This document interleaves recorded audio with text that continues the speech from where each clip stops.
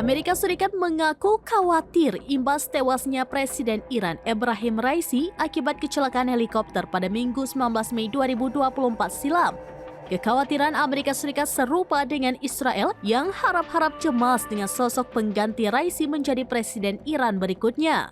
Selain hal itu, Washington juga takut jika negaranya ikut terseret menjadi pelaku penyebab kecelakaan helikopter Raisi. Dikutip dari Tribunnews.com pada Rabu 22 Mei 2024, hal itu disampaikan oleh juru bicara utama Departemen Luar Negeri Matthew Miller. Miller mengatakan pemerintah Amerika Serikat saat ini mengamati dengan cermat reaksi Iran terhadap kematian Raisi. Namun demikian, ia mengaku tetap akan memberi dukungan terhadap rakyat Teheran untuk memperjuangkan hak asasi manusia siapapun sosok presiden baru Iran yang ditunjuk. Di sisi lain, Iran sebelumnya dikabarkan sempat meminta bantuan Amerika Serikat untuk mencari puing-puing helikopter yang ditumpangi Raisi.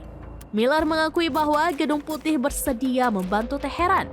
Menurutnya, tindakan tersebut akan dilakukan sebab Amerika Serikat terhubung dengan helikopter yang dimaksud lantaran hasil produksi mereka.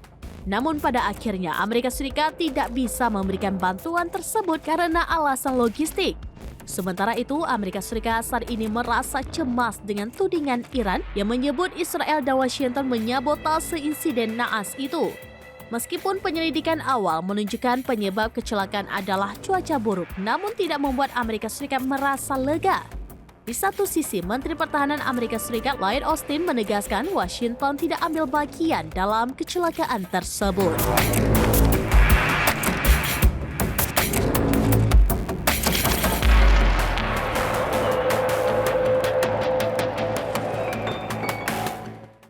Download Tribun X sekarang, menghadirkan lokal menjadi Indonesia.